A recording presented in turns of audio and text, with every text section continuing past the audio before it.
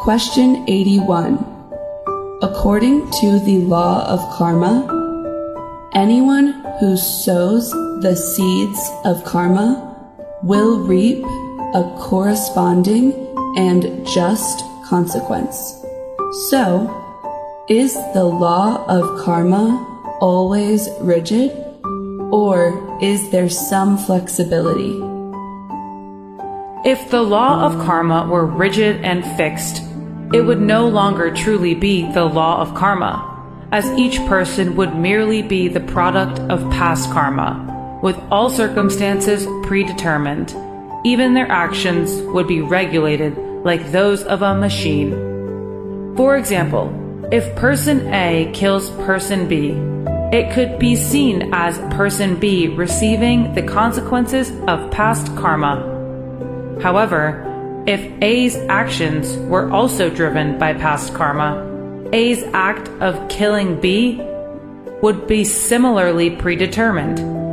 In this case, the law of karma would become rigid, leaving no room for individuals to choose their actions and create a new karma. In reality, the law of karma operates more like fuzzy logic. It is highly flexible, yet still governed by principles. Understanding this requires subtle wisdom. Returning to the example, person B is predestined to face harm, but the perpetrator doesn't necessarily have to be person A. B's death might instead result from other causes, such as a traffic accident, a branch of a tree falling accidentally, slipping down the stairs, or even being hit by a falling durian while sitting under a tree. Instead of dying, person B might suffer severe injury, live in a vegetative state, or be confined to a wheelchair. The occurrence of such an event is inevitable. This is a principle of the law of karma. However, the manner in which the event happens and its intensity can vary depending on B's new karma or A's state of mind. This is the flexibility of the law of karma. It is precisely this flexibility that allows sentient beings to have the freedom to choose their new karma, making the future always uncertain and unpredictable. Question 82. According to Buddhism, can humans evolve into higher species? Influenced by the evolution theory of Charles Darwin, lived 1809 to 1882, we often believe in a process of evolution from simpler organisms to more complex ones, with humans being the pinnacle of this evolution as of today. However, according to the law of karma, the existence of a species is determined by the accumulated good karma of beings. However, the specific way in which a species manifests is still a subject that requires further study. For some reason, when the living environment becomes favorable and the merit of sentient beings is sufficient, humans will emerge in a way that is also aligned with these factors. Throughout various eras, many civilizations have risen and fallen. Humanity may have even faced apocalyptic events and then been re-established. Yet, humans have been considered the most intelligent species because they know how to use tools better than any other species. Occasionally, geniuses, prodigies, or extraordinary individuals with exceptional abilities have appeared among humanity, but after some time they disappear and humanity returns to its usual state. It seems that until now, humanity has not evolved any further, even though scientific, technological, and engineering achievements have advanced dramatically. Soon, robots can do everything for humans and eventually even live in place of humans. It appears that humanity represents the final stage of species evolution, where the ordinary and the enlightened coexist. To truly evolve into enlightened beings is not a matter of genetic mutation or technological advancement, but rather a matter of meditation practice. Because the path to evolving into a saintly being is the journey of the mind, not the physical one. The more purified the mind becomes, the closer humans come to sainthood. Thus, the evolution of humanity is not driven by genetic changes or technological influence, but by meditation practice.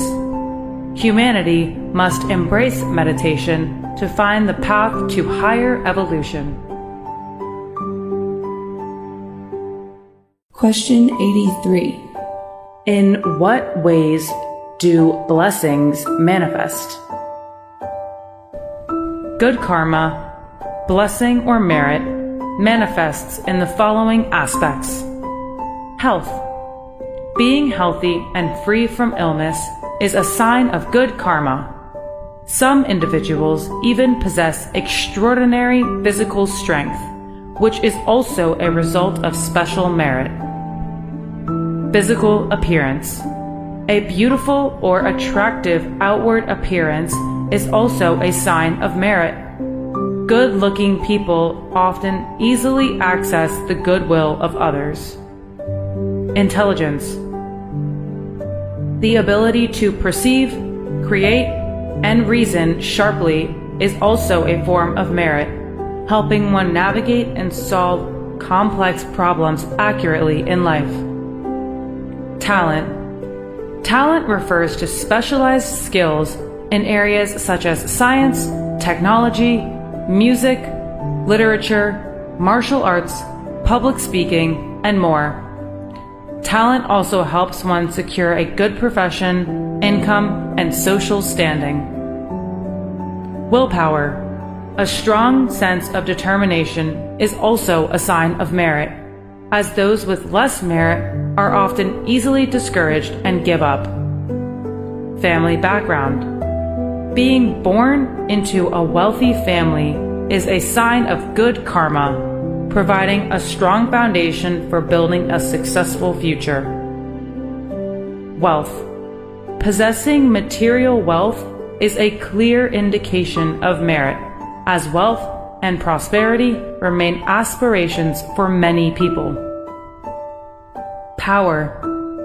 The ability to influence others and have them follow one's will is the desire of capable and ambitious individuals, as well as those who aspire to make a difference. This seems to be the pinnacle of merit. Morality. Having strong moral qualities is also a type of merit, often resulting from having revered some saintly ones in the past, leading to greater self-control in the present. Meditation. The ability to easily calm the mind in meditation is a significant form of merit, as it is the path that leads to spiritual enlightenment. Intuition. The ability to sense or predict what others cannot perceive is a valuable merit, as it is highly beneficial and helpful in life, leading others to seek one's counsel, akin to a trusted advisor. Luck. There are things beyond our control, and sometimes all we can rely on is luck. Luck is the chance or favorable conditions for success that we cannot actively create ourselves. This is also a manifestation of good karma. These are the general aspects in which merit may manifest in one's life. Question 84.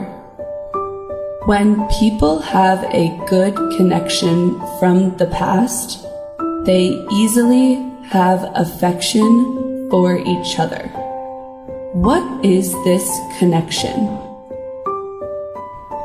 According to the law of karma, The feelings of love or dislike among people do not arise randomly. They stem from past karmic connections.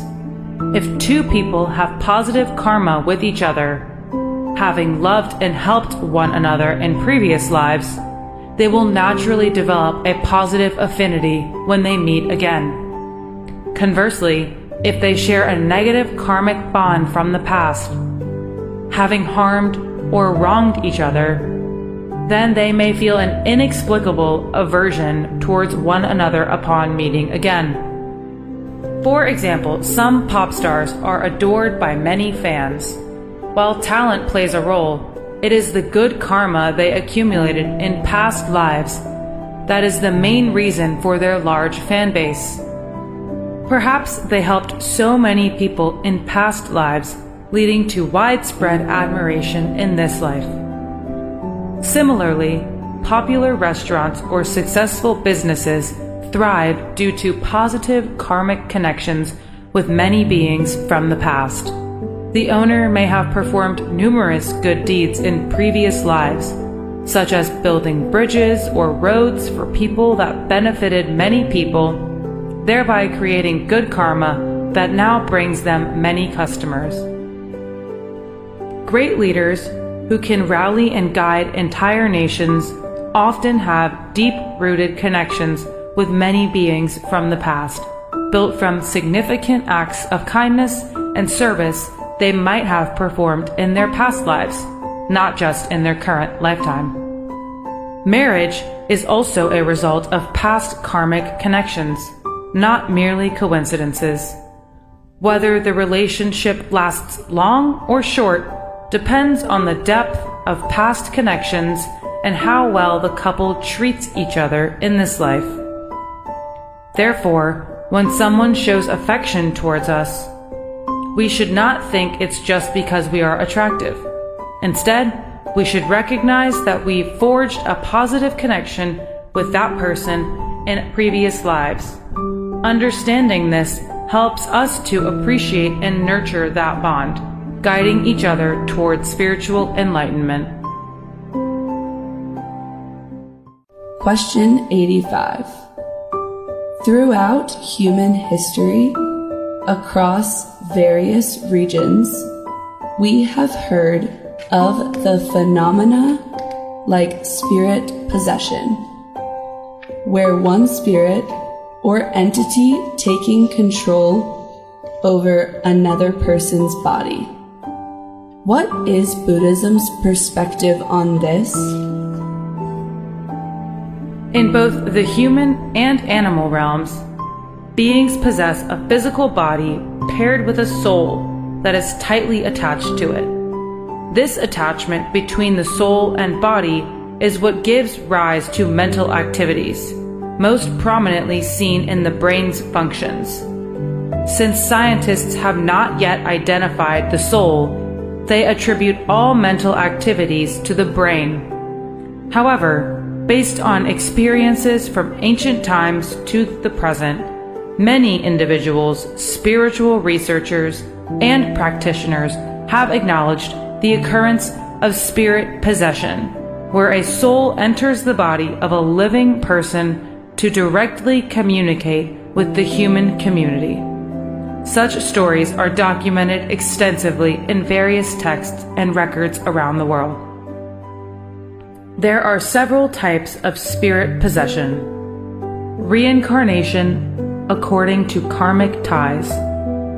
When the embryo starts forming, designated for a specific sentient being, the soul of that being enters the developing fetus according to its karmic conditions, falling into an unconscious state as the brain is not yet fully active, and waiting for a new life to begin at birth.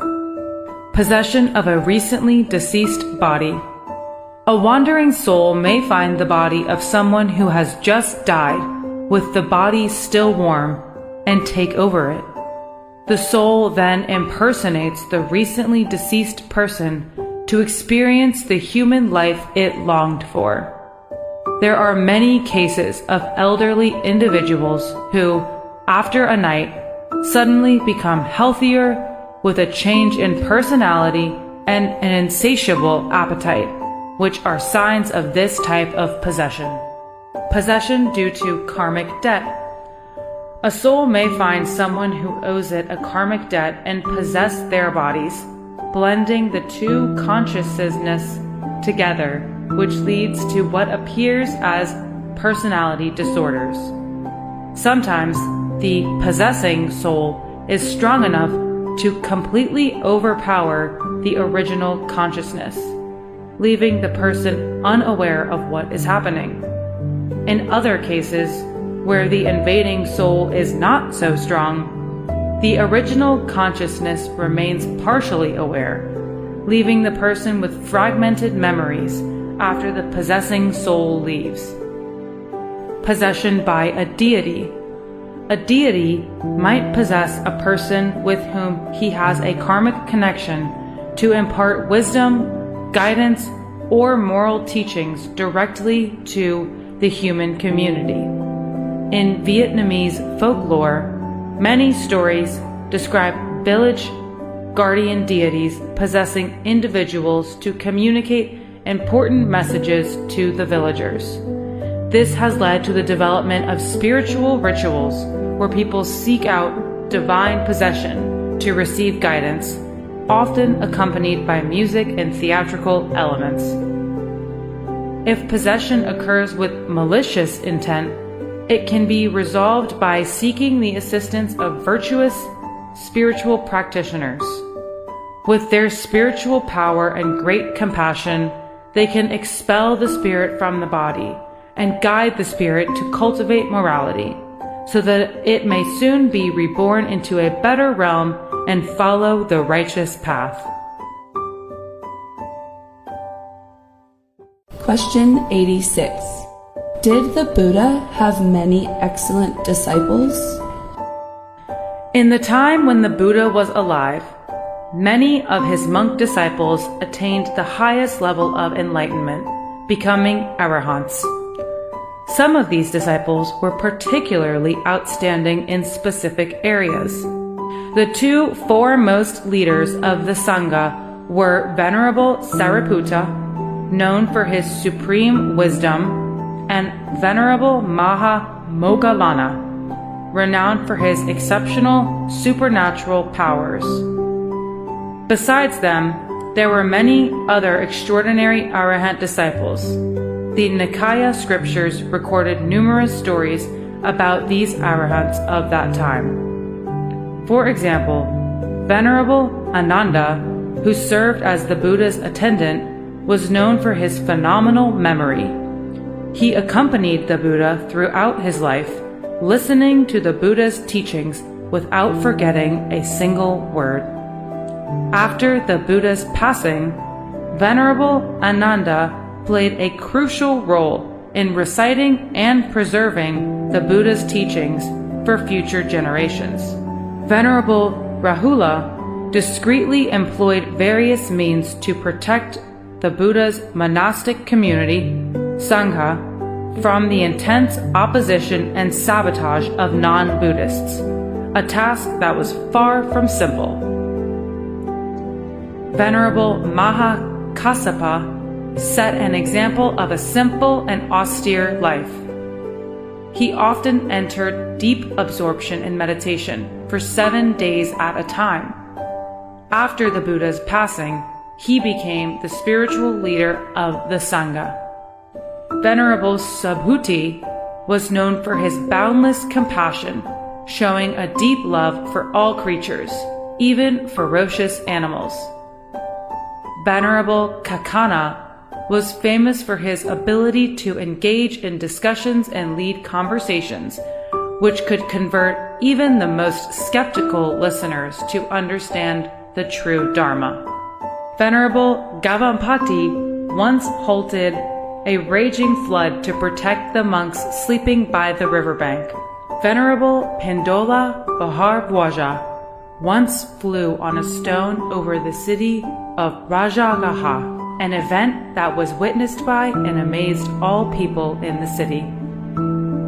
At that time, with the Buddha's direct guidance, countless disciples attained enlightenment. Even many lay followers achieved various stages of sainthood, up to the stage of anagami, non-returner, the third stage. Question 87.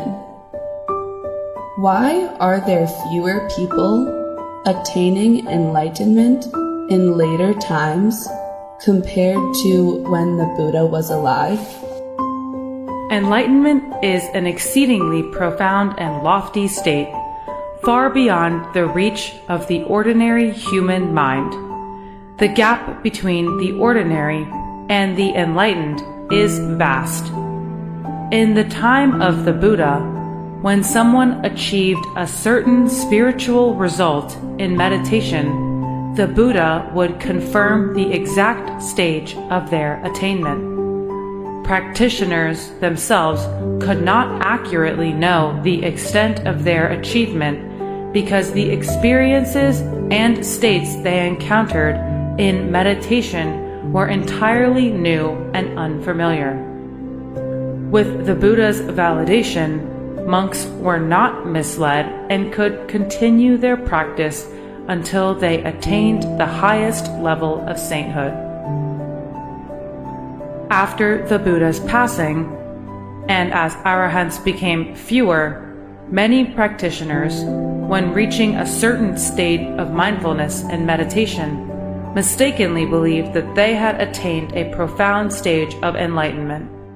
They then declared and praised their own experiences, leading others to believe that these states were the pinnacle of spiritual achievement.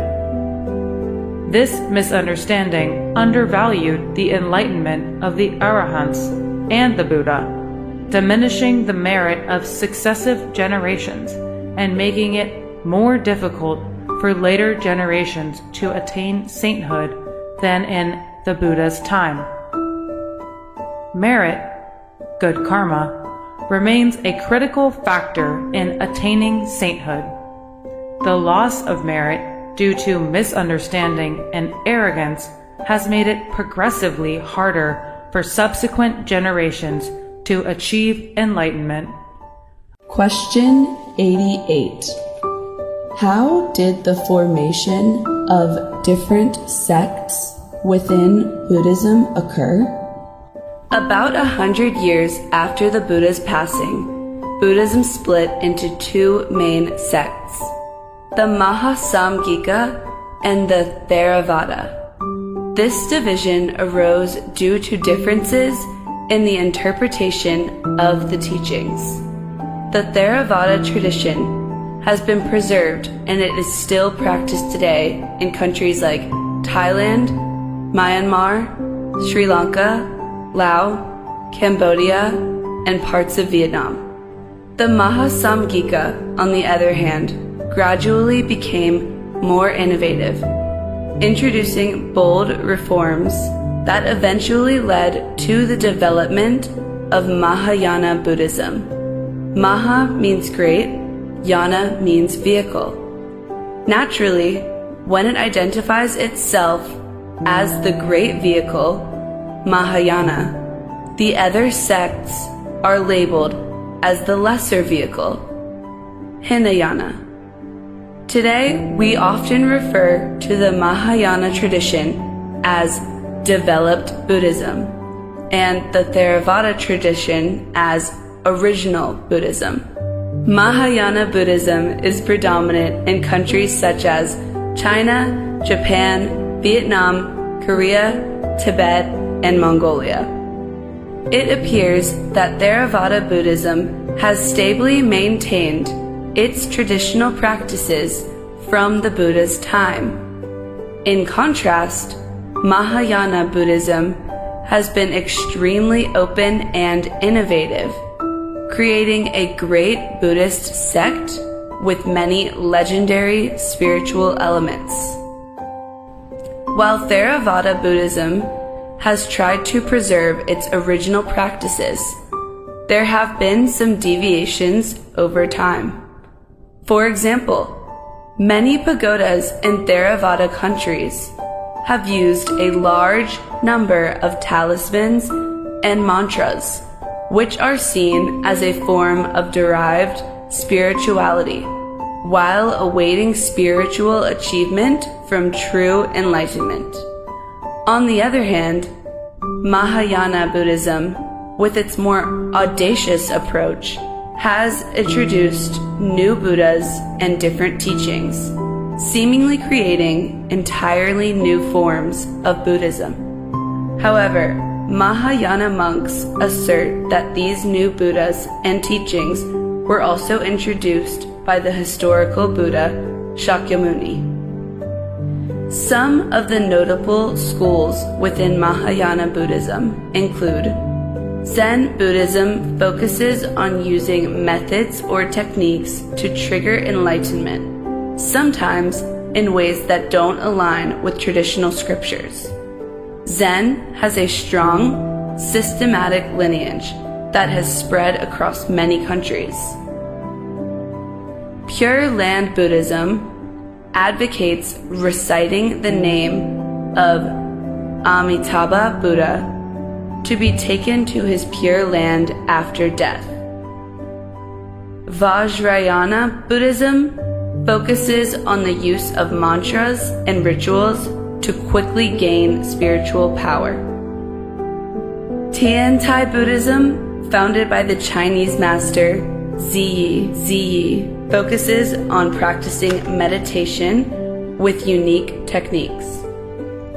There are also many other smaller schools within Buddhism that have appeared and disappeared over time. Question 89. In the Three Noble Jewels, TRIRATNA, the SANGHA refers to enlightened monks and nuns. How can there be more practitioners who truly achieve enlightenment today? According to the traditional definition, the Three Noble Jewels consist of the Buddha, the Dharma, and the Sangha. The Buddha is the supremely enlightened master who founded the path. The Dharma is the teachings and doctrines preached by the Buddha. The Sangha refers to the community of saintly disciples who have attained enlightenment. When we take refuge in the Three Noble Jewels, we take refuge in the enlightened Sangha of all times, not just the enlightened beings of the present. However, if there are enlightened monks in our time, it greatly strengthens people's faith. Occasionally, we may hear about monks who do not fully embody the qualities expected of them. In reality, to maintain the true qualities of a monastic, the following conditions are needed: a strong and sincere initial aspiration to pursue the spiritual path, living in a disciplined environment with strict monastic rules under the guidance of a wise master, and surrounded by fellow monastics who are also dedicated to the path. Studying the teachings that align with the true Dharma of the Buddha, as wrong views can lead to the deterioration of ethical conduct.